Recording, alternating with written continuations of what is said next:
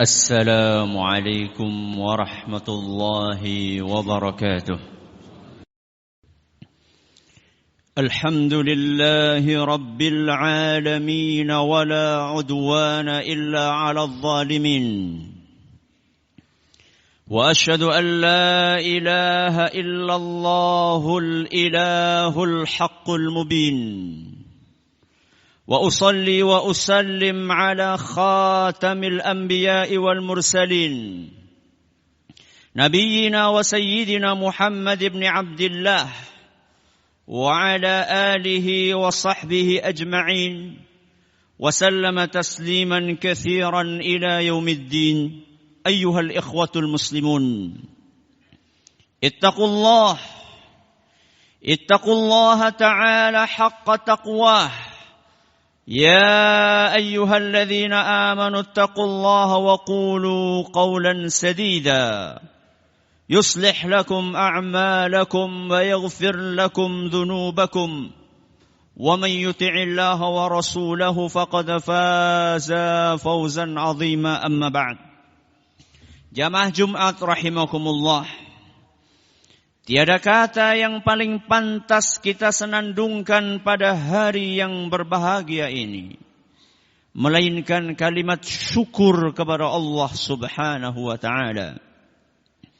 Sebab dialah yang telah mencurahkan segala jenis kenikmatan sehingga kita bisa berkumpul dalam majlis mulia ini. Kita realisasikan rasa syukur tersebut dengan menjalankan perintahnya dan menjauhi larangannya. Kemudian, tidak lupa kami wasiatkan kepada diri kami pribadi dan kepada jamaah sekalian untuk meningkatkan kualitas iman dan takwa kita. Sebab keimanan dan ketakwaan merupakan sebaik-baik bekal untuk menuju akhirat kelak. Jamaah Jumat, a'azzakumullah, bahwa sesungguhnya kemerdekaan itu ialah hak segala bangsa, dan oleh sebab itu maka penjajahan di atas dunia harus dihapuskan karena tidak sesuai dengan peri kemanusiaan dan peri keadilan. Begitulah para pendiri bangsa kita menegaskan sikap dan memberikan pesan untuk para generasi penerus. Sebuah amanah yang harus ditunaikan oleh setiap anak negeri. Apabila tidak, maka itu akan menjadi beban hutang yang terus berada di pundak kita bersama. Sidang Jumat yang berbahagia, penjajahan identik dengan perbuatan menguasai dan memerintah suatu wilayah, namun menggunakan cara yang tidak benar. Selama ini, penjajahan diasosiasikan hanya dengan serbuan kekuatan senjata. Padahal, penjajahan yang tidak kalah bahayanya adalah penjajahan dengan pengaruh ideologi, penjajahan dengan cengkeraman monopoli ekonomi, dan penjajahan dengan penghancuran karakter manusia. Bahkan bisa jadi penjajahan jenis kedua ini lebih berbahaya, sebab prosesnya tak terasa dan tak disadari oleh kebanyakan orang. Namun efek kerusakan yang ditimbulkannya jauh lebih dahsyat. Padahal perang pemikiran ini di mata para penjajah lebih mudah, lebih hemat waktu dan biaya, serta jauh lebih efektif dari perang fisik yang banyak menguras tenaga dan biaya yang tidak sedikit.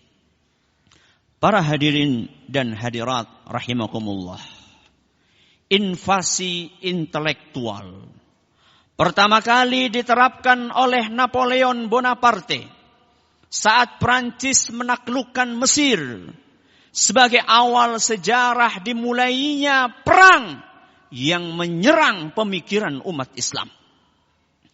Bentuk invasi ini menyerang peradaban, menyerang keyakinan, menyerang pemahaman dan pengamalan agama yang benar. Umat Islam dibuat menjadi kalah tanpa harus mati secara fisik. Akan tetapi akal dan pikirannya dilumpuhkan sehingga mereka ragu dengan kebenaran prinsip dan ajaran Islam. Bahkan dibuat takut dengan ajaran agama sendiri. Buktinya, tidak sedikit di antara kaum muslimin yang enggan dan merasa khawatir ketika mengamalkan ajaran dan nilai Islam. Maka saat itu, lenyaplah kepribadian, lenyaplah marwah serta harga diri yang menjadi identitas seorang muslim. Ujung-ujungnya, umat menjadi murtad sebab mengikuti secara total dalam berbagai aspek kehidupannya paham di luar ajaran Islam. Jamaah sholat Jumat yang kami hormati, selain penjajahan pemikiran, para penjajah pun menyasar ekonomi bangsa, mulai dari penguasaan mayoritas aset tanah hingga pengeksploitasian total sumber daya alam. Apabila dahulu Belanda menjarah rempah-rempah dan komoditas lainnya, kemudian dikirim ke negaranya, maka sekarang pihak asing mengeruk sumber daya Indonesia habis-habisan, lalu bahan mentah hasil tambangnya diekspor ke luar negeri. Pada era kolonial, perusahaan-perusahaan asing asal Eropa, Amerika menguasai sektor eksploitasi kekayaan alam Indonesia. Perusahaan-perusahaan yang beroperasi sejak era kolonial tersebut masih melakukan eksploitasi kekayaan alam sampai hari ini. Ditambah dengan berbagai perusahaan tambah asing yang menguasai kontrak karya pertambangan semakin memperkokoh asing dalam penguasaan kekayaan alam Indonesia. Padahal sistem ekonomi Indonesia sebenarnya telah dirumuskan dengan jelas oleh para founding fathers bangsa ini, sebagaimana tertera dalam pasal 33 Undang-Undang Dasar 1945 yang berbunyi: 1. Perekonomian disusun berdasar atas azas kekeluargaan. 2. Cabang-cabang produksi yang penting bagi negara dan yang menguasai hajat hidup orang banyak dikuasai oleh negara. 3. Bumi, air, dan segala kekayaan yang terkandung di dalamnya dikuasai oleh negara dan dipergunakan bagi sebesar-besarnya kemakmuran rakyat. Ma'asyiral muslimin rahimakumullah. Penjajahan akhlak dan perilaku tidak kalah mengerikan. Propaganda LGBT semakin marak, sebagaimana penyalahgunaan narkoba juga semakin menjadi-jadi. Betul bahwa Indonesia sudah 73 tahun lamanya merdeka dari penjajahan Belanda. Akan tetapi, kemerdekaan itu tidak serta-merta terjadi di seluruh lini kehidupan. Karena sekarang Indonesia masih terjajah oleh sesuatu yang bernama narkoba. Bahkan Presiden kita mengatakan bahwa saat ini Indonesia berada dalam status darurat narkoba. Hampir setiap hari ada saja pengedar dan pemakai narkoba yang ditangkap aparat penegak hukum. Peredaran dan pemakainya tidak hanya menyasar masyarakat yang ada di perkotaan, tapi juga sudah merambah sampai ke pelosok negeri. Sepanjang tahun 2016 saja. 1 tahun 2016, ratusan ton sabu asal Cina masuk ke Indonesia. Angka itu merupakan informasi yang diperoleh oleh Badan Narkotika Nasional BNN dari Cina sendiri. Padahal Cina bukan satu-satunya pemasok narkotika ke Indonesia. Jenis-jenis lainnya seperti ekstasi ada dari Eropa, dari India, dari Afrika. Padahal narkoba akan menghancurkan kehidupan bangsa Indonesia. Sama halnya dengan penjajah. Oleh karenanya, Indonesia harus diselamatkan dari penyalahgunaan narkoba yang tidak ada secuil manfaat yang akan dipetik oleh para pemakainya, melainkan hanya keterpurukan. Wakil Ketua MPR menyatakan bahwa menyelamatkan generasi muda dari peredaran dan pemakaian narkoba seperti melakukan jihad bersama. Apalagi bangsa ini adalah warisan pendiri bangsa yang mayoritas adalah para kiai dan para ulama. Barakallahu li wa lakum fil Qur'anil azim. Wa nafa'ani wa iyyakum bima fihi minal ayati wadh-dhikril hakim. Aqulu qawli hadha wa astaghfirullaha li wa lakum wa likaffatil muslimina min kulli dhanb fastaghfiruhu innahu huwal ghafurur rahim. الحمد لله غافر الذنب وقابل التوب شديد العقاب ذي الطول لا إله إلا هو إليه المصير وأشهد أن لا إله إلا الله لا ند له سبحانه ولا شبيه ولا مثيل ولا نذير وأشهد أن محمدا عبده ورسوله البشير النذير والسراج المنير صلى الله وسلم وبارك عليه وعلى آله وصحبه وكل تابع مستنير. Sidang Jumat yang kami hormati, apa yang kami paparkan di khutbah pertama tadi bukanlah dalam rangka untuk menumbuhkan perasaan pesimisme di dalam jiwa kita.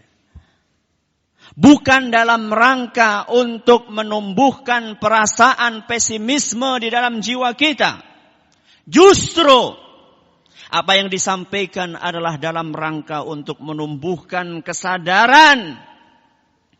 Untuk menumbuhkan kesadaran akan adanya invasi yang mengincar kita.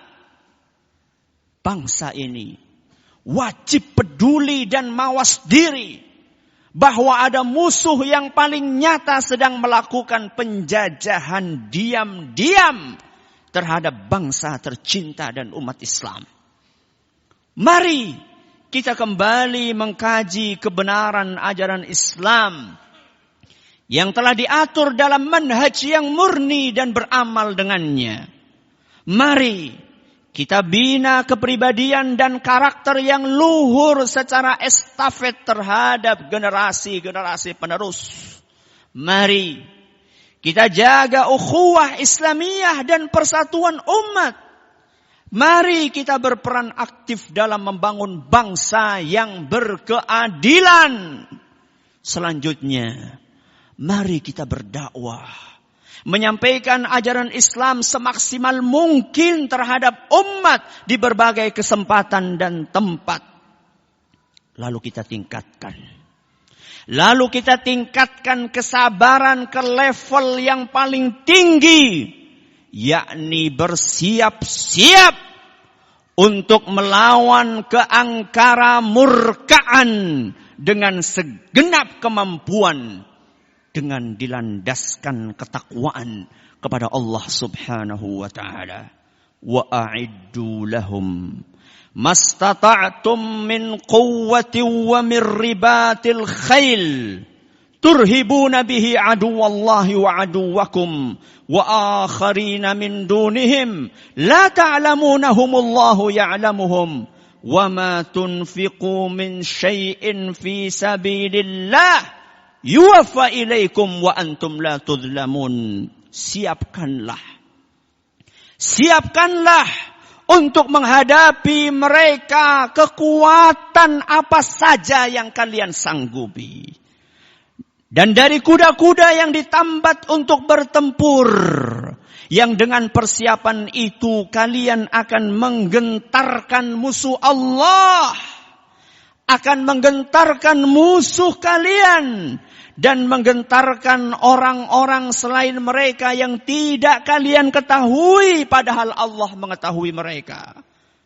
Apa saja yang kamu nafkahkan di jalan Allah pasti akan dibalas dengan sempurna dan kalian tidak akan dirugikan. Al-Quran Surat Al-Anfal ayat 60. Hada wa sallu wa sallimu rahimakumullah ala as-sadiqil amin kama amarakum bidzalika maulakum rabbul alamin. Faqala subhanahu inna Allaha wa malaikatahu yusalluna 'alan nabi ya ayyuhalladzina amanu sallu 'alaihi wa sallimu taslima. Allahumma salli على سيدنا محمد وعلى آل سيدنا محمد كما صليت على سيدنا إبراهيم وعلى آل سيدنا إبراهيم إنك حميد مجيد. اللهم بارك على سيدنا محمد وعلى آل سيدنا محمد كما باركت على سيدنا إبراهيم وعلى آل سيدنا إبراهيم إنك حميد مجيد. ربنا ظلمنا أنفسنا وإن لم تغفر لنا وترحمنا لنكونن من الخاسرين. ربنا اغفر لنا ولإخواننا الذين سبقونا بالإيمان ولا تجعل في قلوبنا غلا للذين آمنوا ربنا إنك رؤوف رحيم. اللهم أصلح ولاة أمورنا ووفقهم لما تحب وترضاه. Ya Allah, bimbinglah pemerintah kami untuk menuju kebaikan dan karuniakan taufik kepada mereka ke jalan yang Engkau ridhoi dan cintai. Rabbana la tuzigh qulubana ba'da idh hadaitana wa hab lana min ladunka rahmah innaka antal wahhab. Rabbana atina fid dunya hasanah wa fil akhirati hasanah wa qina adzaban nar. Wa sallallahu ala nabiyyina Muhammadin wa ala alihi wa sahbihi wa man tabi'ahum bi ihsanin ila yaumiddin. Wa akhiru da'wana anil hamdulillahi rabbil alamin.